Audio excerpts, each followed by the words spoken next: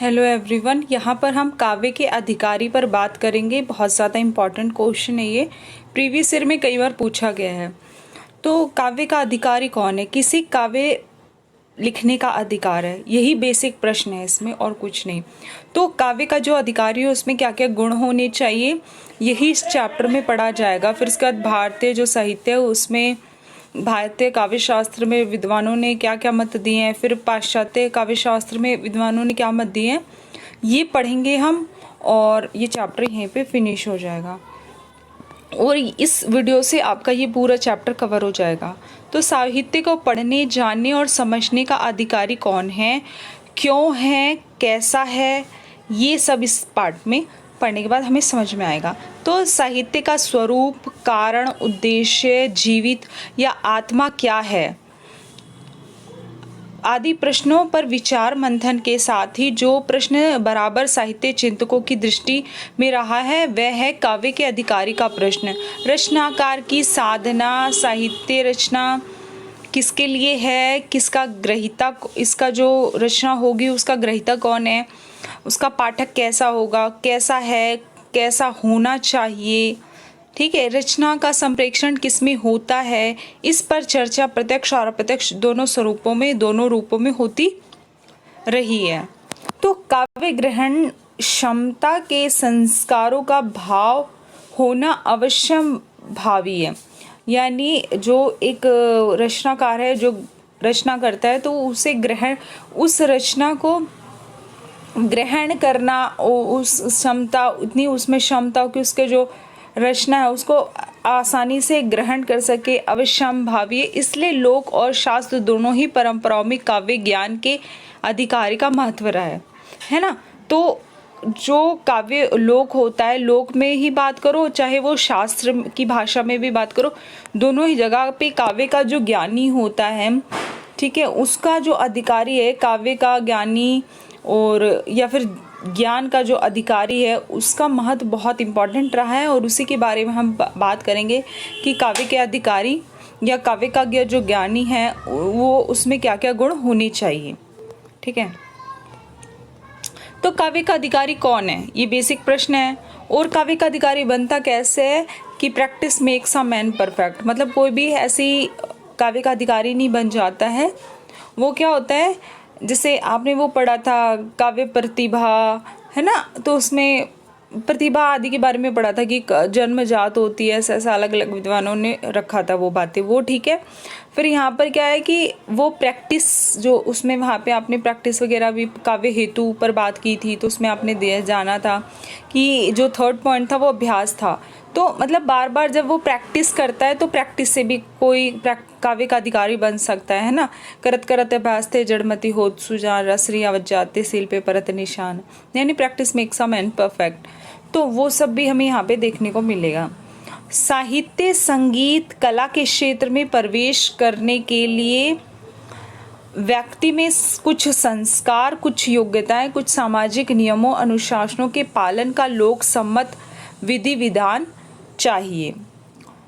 काव्य के अधिकारी में यह गुण होना चाहिए कि वह अहम यानी मैं की जो भावना होती है का समर्पण करते हुए उसे समग्र भाव से ग्रहण करने के लिए, उसके मर्म को समझने के लिए प्रयत्नशील हो, है ना।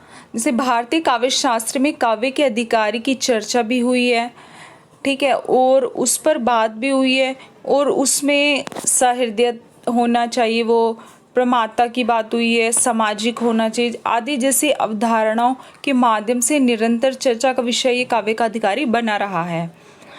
जैसे तुलसीदास जी हैं, तुलसीदास ने रामचरितमानस में राम कथा अधिकार चिन्हा है कि बात बार बार आती है।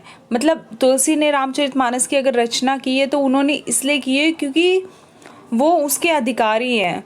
मतलब कहने का है जो भक्त है वही राम कथा का गुणग्राही है, उसी को राम कथा जानने, समझने, कहने, सुनने का अधिकार है। मतलब जो ज्ञानी है, जिसको राम की भक्ति का ज्ञान है, वही जो है राम पर रचना कर सकता है, राम की भक्ति का रचना का अधिकारी है, ऐसी बात कही गई है ना। आस्थावान को ही ज्ञान प्राप्त होता है। राम के प्रति आस्था है तुलसी में, तो वो आस्थावान को ज्ञान प्राप्त होता है, ऐसा ये लोकोक्ति काव्य के आस्वादन के अधिकारी के संदर्भ में भी लागू होती है। लोक में कहा जाता रहा है कि अरसिकेषु काव्य निवेदनम माँ करू अर्थात अरसिक या हृदयहीन व्यक्ति से रमणीयार्थ को समझने का निवेदन नहीं करना चाहिए। क्यों नहीं करना चाहिए? क्योंकि वह तो उसके मर्म को समझ ही नहीं सकता, उसके पास काव्य ग्रहण क्षमता के संस्कारों का अभाव होता है। इसलिए लोक और शास्त्र दोनों ही परंपराओं में काव्य और ज्ञान के अधिकारी का महत्व रहा है, संस्कारहीन व्यक्ति का आदर नहीं रहा है। ठीक है।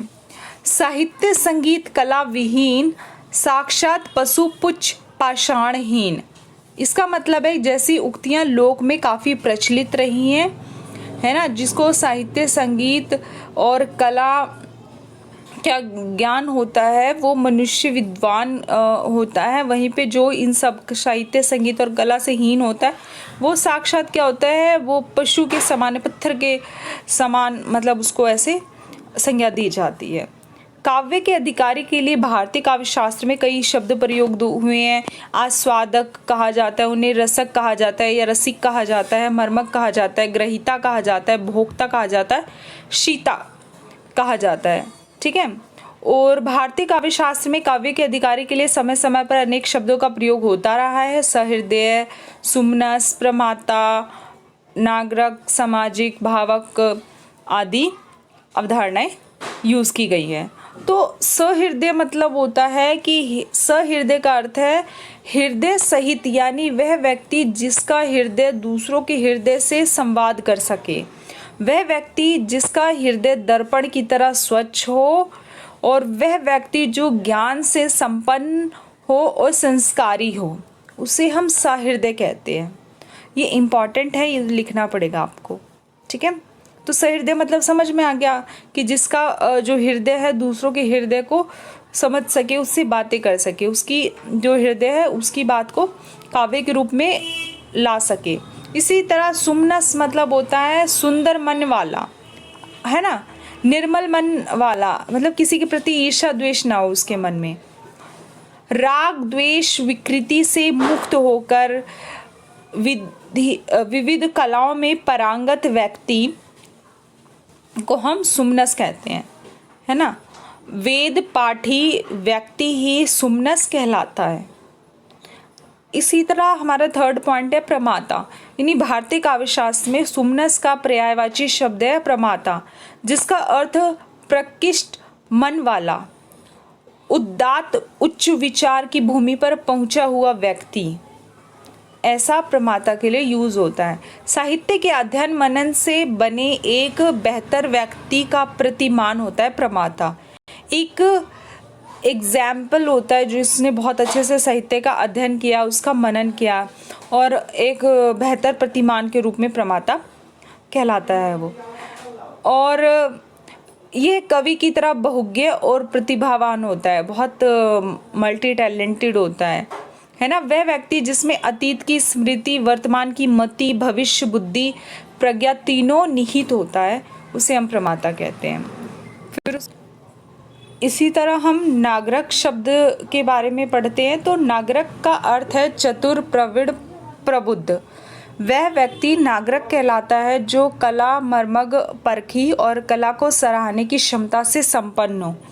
प्राचीन राज दरबारों की काव्य गोष्ठियों में भाग लेने का अधिकारी बौद्धिक विकास से संपन्न नागरक को ही होता है ना। यानी जो राज दरबारों में उस टाइम की बात करें तो राज दरबारों में काव्य गोष्ठियाँ होती है, उसमें भाग लेने का अधिकारी वही वो जो बौद्धिक विकास से संपन्न होता है नागरक, उसी को होता है। इसी तरह आज के टाइम में वर्तमान में कवि सम्मेलन होता है, तो उसमें भी जो इसमें पार्टिसिपेट करने वाला व्यक्ति होता है वो पहले से मतलब इतना प्रवीण हो, इतना मर्मज्ञ, इतना परखी हो, कला का सराहने की उसमें क्षमता हो, तभी वो उसमें पार्ट ले सकता है। जैसे आप रेखता देखते हैं तो रेखता में जो आते हैं पार्टिसिपेंट्स आते हैं वो बहुत इंटेलिजेंट होते हैं, ठीक है, वो बहुत प्रवीण होते हैं, इसीलिए वो उसमें पार्टिसिपेट करते हैं और दर्शक उन्हें देखने आते हैं। इसी तरह सामाजिक की बात करें कि जो रचना काव्य का अधिकारी होते हैं वो सामाजिक भी होना चाहिए, मतलब अपनी दुनिया में ना रहे, वो उससे समाज का भी ज्ञान होना चाहिए। व्यक्ति अपनी सत्ता को समाज में मिलाकर ही आदर पा सकता है। सत्य शिव सुंदर तीनों ही समन्वित साधना ही समाज के मंगल के लिए कवि और पाठक के साध्य रहे हैं। साहित्य के ग्रहिता के लिए सामाजिक शब्द के प्रयोग में यही लोक चेतना समाहित है।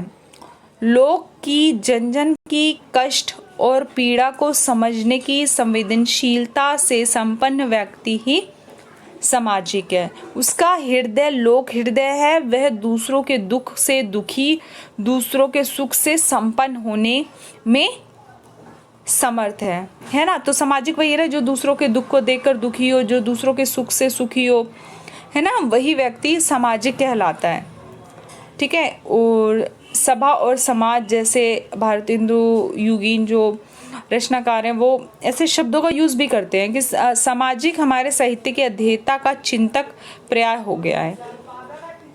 चलिए इसी प्रकार प्रेक्षक की बात करते हैं। तो प्रेक्षक या दर्शक जो होता है नाट्य शास्त्र की विशिष्ट अवधारणा का संकेत करने वाला शब्द है, जो यह नाट्य रस के आस्वादक भोक्ता ग्रहिता के लिए प्रयुक्त होता है। हमने अभी बोला ना कि काव्य के अधिकारों को आस्वादक कहा जाता है, भोक्ता ग्रहिता आदि का यूज हो जाते हैं, उन्हें प्रेक्षक भी कहा जाता है, ठीक है। नाट्य रस में ऐसे शब्द उनके लिए यूज होते हैं। नाट्य धर्मी लोक धर्मी परंपरा का ज्ञाता रंग संस्कारवान व्यक्ति ही नाटक का अधिकारी प्रेक्षक होता है। इसी तरह पश्चिम काव्य शास्त्र में काव्य के अधिकारी की बात करें तो पश्चिम चिंतकों ने आदर्श प्रेक्षक या आदर्श ग्राहक में सतत ग्रहणशीलता, शिक्षा एवं प्रयत्न तीनों का योग महत्वपूर्ण माना है। क्या आदर्श प्रेक्षक होना चाहिए, वो ग्रहणशीलता उसमें होनी चाहिए और शिक्षा और प्रयत्न तीनों का महत्वपूर्ण योग उन्होंने माना है। और वहाँ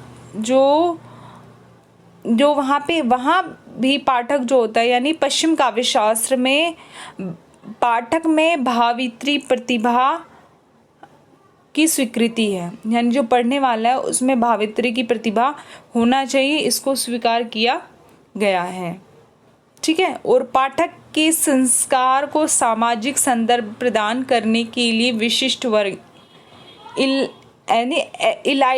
एलाइट है ना का प्रतिनिधि माना गया है, जिसमें संभवतः काव्य स्वाद का संस्कार निहित है, ठीक है।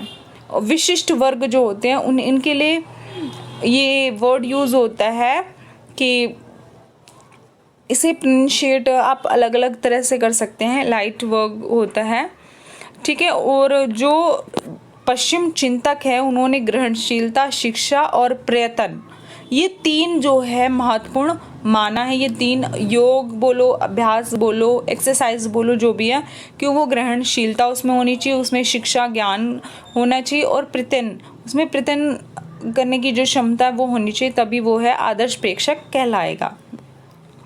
इसी तरह आधुनिक भी मतलब जो जैसे जो पश्चिम में इन्होंने जिसने काव्य के अधिकारी पे बात की है उसमें बेसिकली रिचर्ड का नाम आता है, I.A. रिचर्ड और T.S. इलियट और F.R. लिविस जो हैं वो बहुत मतलब इनके नाम बेसिकली आते हैं। उसमें इन सब ने ही आधुनिक भी अल्पसंख्यक सांस्कृतिक सिद्धांत के प्रति एकदम नरम है। T.S. इलियट जब अल्पसंख्यक वर्ग को काव्य का अधिकारी की कहते हैं तो उस वर्ग को पूरे यूरोप की महान परंपरा का वाहक, धारक, उद्धारक और उत्तराधिकारी मानते हैं। यानी T.S. इलियट जब अल्पसंख्यक को, उस जो एक छोटा सा वर्ग है जो काव्य के अधिकारी अगर उसे कहते भी हैं तो उस वर्ग को यूरोप की जो महान परंपरा है उसको वाहक मानते हैं, वो उसे धारक मानते हैं, उद्धारक भी मानते हैं और उत्तराधिकारी भी उसे मानते हैं। ठीक है। और इसी तरह इलियट के विचार से लिविस जो हैं वो भी उस कई अर्थों में सहमत है। लिविस के अनुसार जनतंत्र और शिक्षा के अनियंत्रित प्रचार विकास से लाभ कम हानि बहुत हुई है। यानी कि वो मानते हैं कि जनतंत्र शिक्षा के अनियंत्रित वर्ड है, ठीक है, अनियंत्रित प्रचार प्रसार से फायदा कम होता है, नुकसान ज़्यादा होता है। उनका मानना है कि अल्पसंख्यक संस्कृति में काव्य के ग्राहकों की संख्या भी थोड़ी ही होती है और पाश्चात्य काव्य शास्त्र में ग्राहक की कोटियों के रूप में संवेदनात्मक क्षमता, ज्ञानात्मक संवेदना की बोध शक्ति और चित्त की एकाग्रता को स्वीकार किया गया है और ग्राहक में रुचि से ज़्यादा महत्व अर्जित ज्ञान को दिया गया है ना। जो ग्राहक होता है उसमें रुचि से ज़्यादा उसमें उतना ज्ञान होना चाहिए कि वो जो काव्य का अधिकार जो रचना कर रहा है उसको आसानी से ग्रहण कर सके। ठीक है। तो बेसिकली यही सब बातें काव्य के अधिकारी के बारे में कही गई है, उसके यही गुण हैं और ये मैंने समझाने का प्रयास किया है। यहाँ पर आपको कुछ कमी लगती है तो प्लीज़ थोड़ा एडजस्ट कर ले और बाकी आप प्लीज़ इसे प्रिपेयर करके चला जाना। आपको इस पूरे चैप्टर में सिर्फ यही प्रिपेयर करना है, ठीक है, एग्ज़ाम में यही आएगा। और इसी के साथ थैंक यू सो मच, अपना ध्यान रखो, टेक केयर, बाय बाय और एग्ज़ाम की प्रिपरेशन अच्छे से करो। Thank you so much, thank you for watching.